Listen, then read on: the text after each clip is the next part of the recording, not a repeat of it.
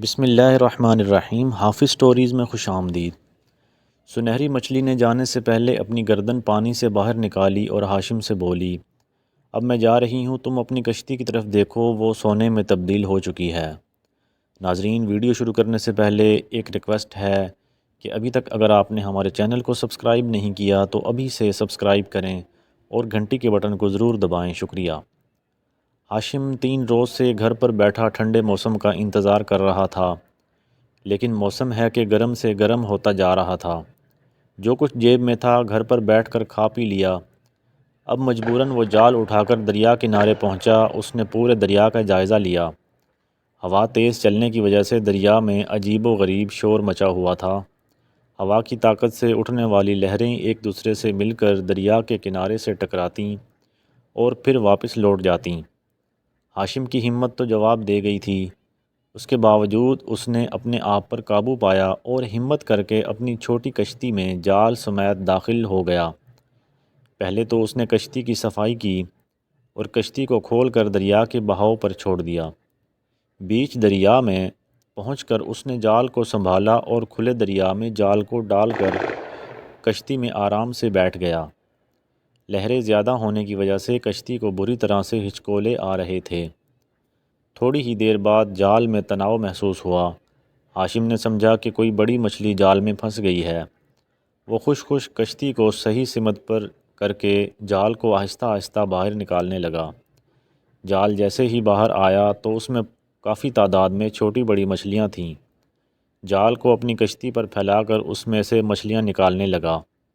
جال میں پھنسی ہوئی ایک سنہری مچھلی انسانی آواز میں بولی، دیکھ ہاشم، مجھے جلدی سے نکالو نہیں تو میں مر جاؤں گی۔ ہاشم نے جال سے سنہری مچھلی کو نکال کر اپنے ہاتھوں میں تھام لیا۔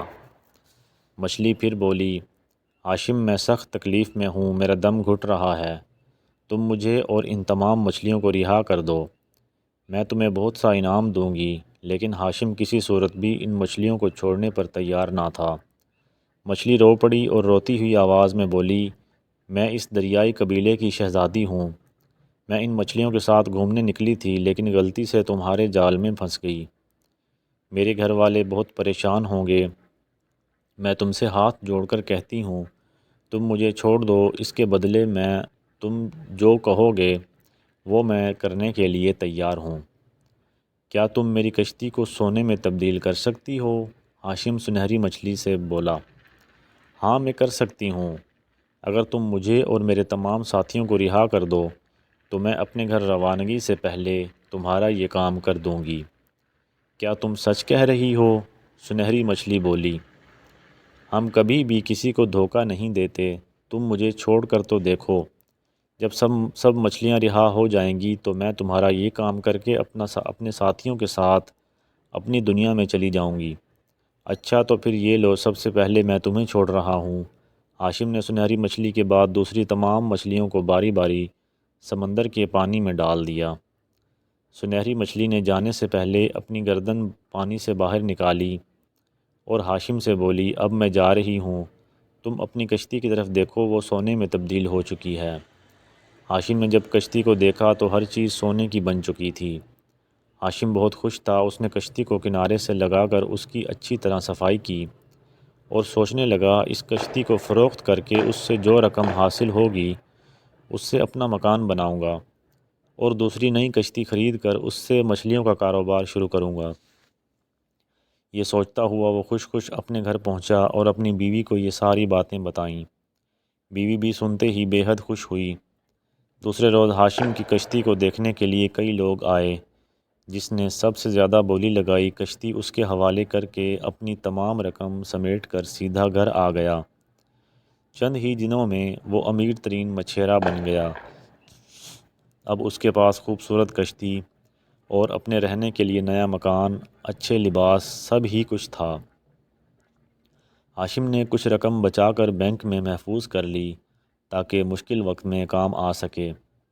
ہاشم نیک اور بے حد شریف آدمی تھا۔ وہ اپنے گاؤں کے غریب لوگوں کی خاموشی سے مدد بھی کرتا رہتا تھا۔ ہاشم کا ایک ہی بیٹا تھا جسے وہ پڑھا لکھا کر بڑا آدمی بنانا چاہتا تھا۔ اس نے اپنے بچے کو اسکول میں داخل کروا دیا۔ وہ خوشی اسکول جانے لگا۔ دن گزرتے رہے۔ ایک وقت ایسا آیا ہاشم کے بیٹے نے اسکول، کالج اور یونیورسٹی کی تمام منزلیں طے کر کے تعلیم کو مکمل کر لیا۔ آج اس نے فوڈ سائنس میں ماسٹر کی ڈگری اعلیٰ نمبروں سے حاصل کی۔ اس خوشی میں ہاشم نے ایک بہت بڑی پارٹی کا اہتمام کیا جس میں امیر غریب سب ہی اس کے مہمان بن کر آئے۔ سبھی لوگ ہاشم کو اس کے بیٹے کی مبارکبادیں دے رہے تھے۔